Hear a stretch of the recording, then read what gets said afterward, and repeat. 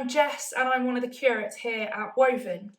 Today we are reading Matthew chapter 16. So that's Matthew chapter 16. The Pharisees and Sadducees came to Jesus and tested him by asking him to show them a sign from heaven. He replied, "When evening comes, you say, 'It will be fair weather, for the sky is red.' And in the morning, 'Today it will be stormy, for the sky is red and overcast.'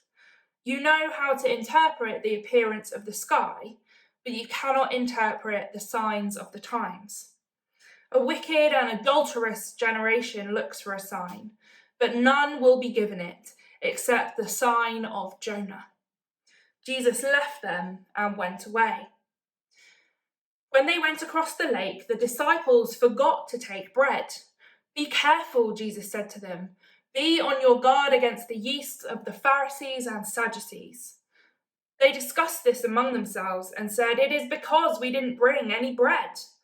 Aware of their discussion, Jesus asked, "You of little faith, why are you talking among yourselves about having no bread? Do you still not understand? Don't you remember the 5 loaves and 5,000, and how many baskets full you gathered? Or the 7 loaves for the 4,000, and how many basketfuls you gathered? How is it you don't understand that I was not talking to you about bread? But be on your guard against the yeast of the Pharisees and Sadducees." Then they understood that he was not telling them to guard against the yeast used in bread, but against the teaching of the Pharisees and Sadducees.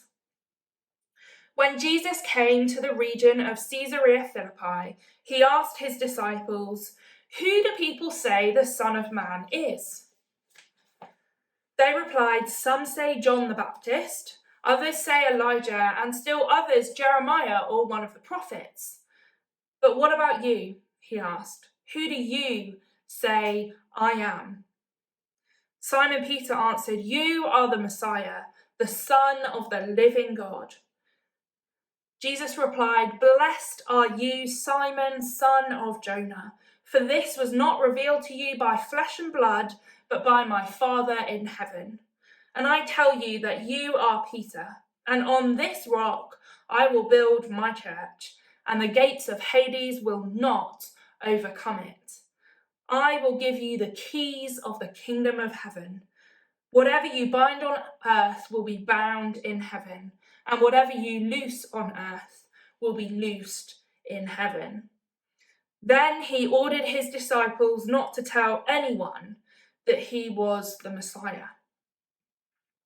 From that time on, Jesus began to explain to his disciples that he must go to Jerusalem and suffer many things at the hands of the elders, the chief priests, and the teachers of the law, and that he must be killed, on the 3rd day be raised to life. Peter took him aside and began to rebuke him.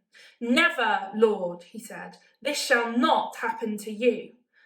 Jesus turned and said to Peter, "Get behind me, Satan.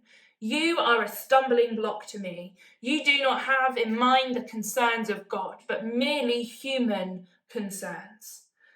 Then Jesus said to his disciples, "Whoever wants to be my disciple must deny themselves and take up their cross and follow me.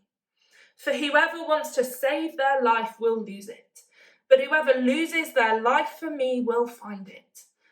What good will it be for someone to gain the whole world, yet forfeit their soul? Or what can anyone give in exchange for their soul? For the Son of Man is going to come in his Father's glory with his angels, and then he will reward each person according to what they have done. Truly, I tell you, some who are standing here will not taste death before they see the Son of Man coming in his kingdom."